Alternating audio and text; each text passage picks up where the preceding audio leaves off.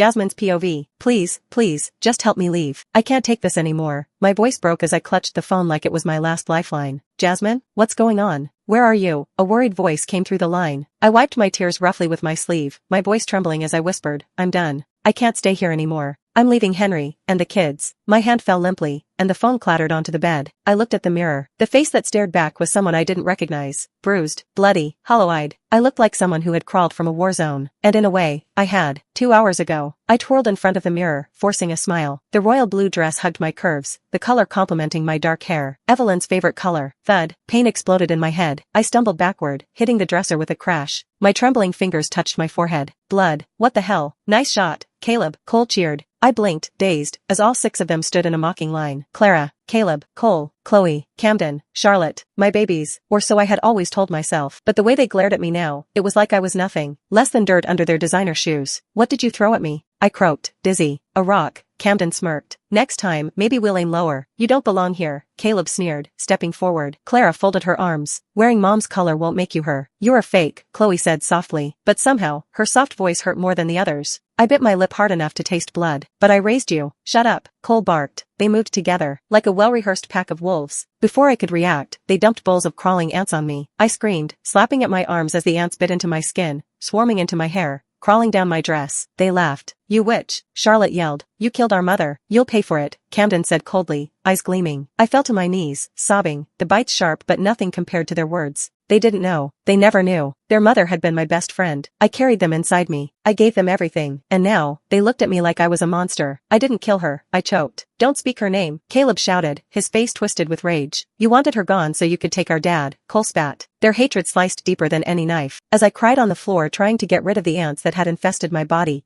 Chloe walked up to me with a sad face. This is unfair, guys, we can't just leave her like this, Chloe said. Let's help her, she added. I heaved a sigh of relief, thankful that one of them was sensible enough. I lifted a hand and extended toward her to help me stand. Psych, Chloe laughed as she thrust something in my hand. Only when I felt a painful sting did I realize she had just shoved a small beehive in my hand. I let out a blood-curdling scream as the pain exploded in my brain, making my vision become hazy while I struggled to get rid of the hive. Pathetic, she thought we wanted to help her. The kids laughed mockingly. You deserve to suffer and we will make that happen as long as you're here, they said venomously. My screams attracted a maid who ran in and her eyes widened as she helped me get rid of the hive. What manner of wickedness is this? She scolded the kids. Shut up, maid, they hissed at her. Charlotte stared pointedly at me. Know your place, Jasmine, and that's not here. They turned and walked out, leaving me shaking, crawling, sobbing on the floor. I'm sorry, miss, do you need? Just go, I croaked out. I crawled to the mirror, clutching the edge like it could hold me up while the maid left. This wasn't me. This couldn't be my life. That's when I made the call. I didn't pack, didn't take anything, just my phone and wallet. On the wall, Evelyn smiled back at me from a photo. Beautiful, perfect, untouchable. They didn't know she stole Henry from me. They didn't know she begged me to keep the truth from them about being their mother. They didn't know I gave up everything for them. I touched the frame gently, my heart breaking all over again. I'm sorry, Evelyn, but I can't do this anymore. Footsteps echoed in the hallway. Jasmine? Henry's voice. Where are you? The party's starting. You need to play the piano for grandfather. I said nothing. When he pushed open the door, his eyes widened. Jesus, Jasmine, what happened? Blood streaked my face, tears running freely now. Ask your precious kids. I snapped. What do you mean? He asked, surprised. I want a divorce, Henry, I whispered. Jasmine's POV. I want a divorce, Henry, I whispered. He blinked, confused. What are you saying? I'm done. He stepped closer, frowning. Is this about the kids? They're just acting out, Jasmine. You know how they are. I let out a bitter laugh. Acting out? They almost killed me. They're just kids. They're monsters, Henry, and you let them become this. He opened his mouth to speak, but I held up a hand. No more, Henry. I gave you 10 years. I gave you everything, and all you did was take.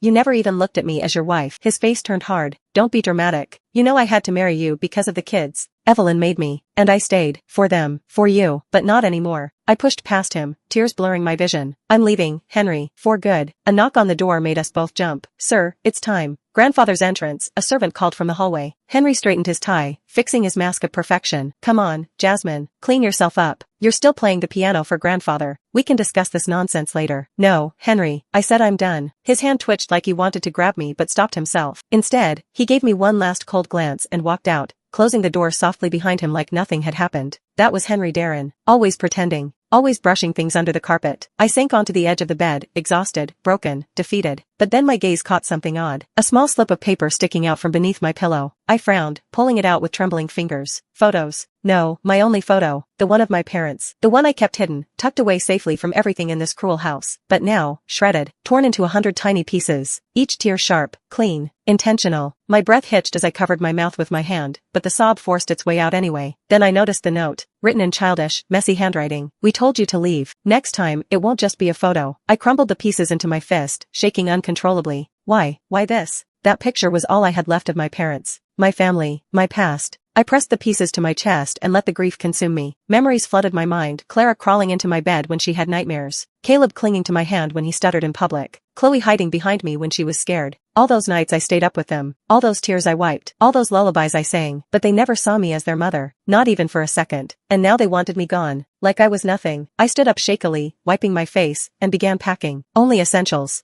Wallet, phone, my mother's old scarf. At the back of the closet, I found a small velvet box I had forgotten about. The bracelet, my mother's bracelet. I opened the box, only to find it crushed, snapped clean in two. More of me, destroyed. I placed the broken bracelet carefully in my bag. No tears this time. My heart was already numb. Downstairs, the celebration was roaring. Laughter, clinking glasses. Henry smiling with the guests, like I never existed. I wrapped my sleeves tightly over the ant bites still burning on my skin. There was nothing I could do about my swollen hand as I opened the door. I heard them before I saw them. Wicked Witch changed her dress, Clara snickered. Doesn't fix her face, Cole laughed. Shoo, Charlotte smirked. She still has to play the piano. Let's not ruin Grandpa's party, yet. Their words stabbed me, but I kept walking. Fake smiles, fake grace. I sat at the piano, hands trembling as I forced my fingers to play the song I had practiced for weeks even though my fingers hurt like hell. All eyes on me, whispers, gasps, but I kept playing. After the song, I slipped out into the garden. I needed air. I needed to breathe. I needed miso. But grandfather's voice stopped me. Jasmine. I turned, blinking back tears as I faced the only man in this family who ever treated me with a shred of kindness. Happy birthday, Grandpa, I whispered. He frowned, taking in my bruised face. On my happiest day, you look the saddest. What happened? Before I could answer, they appeared. All 6 of them. And Henry. My heart dropped. Grandfather turned to them. Did you attack Jasmine? Henry sighed, already irritated. Jasmine, not tonight. I told you, we'd talk later. Grandfather held up his hand, silencing him. Kids? It was just a prank, Cole lied smoothly. Apologize, Grandfather ordered. Clara stepped forward, wide-eyed and innocent. We're sorry, Auntie Jasmine. We didn't mean it. Yeah, sorry, Caleb added. We even brought you a gift. I froze as Clara handed me a neatly wrapped red box. You'll love it, she said sweetly. Something inside me screamed not to take it. But Henry glared at me. They apologized. Jasmine, don't be petty. Grandfather nodded. Accept their apology, Jasmine. Children make mistakes. With shaking hands, I peeled back the ribbon, my breath shallow. The moment the lid opened, the world tilted. I screamed. Miso, my puppy was lying limp and lifeless inside the box, his white fur stained red, and underneath him, another note. You'll be next if you don't leave. I stumbled back, the box falling from my hands. Henry froze. Grandfather mumbled in shock. The children, they just smirked and turned away. I couldn't breathe. I couldn't see. Just Miso's lifeless eyes haunting me.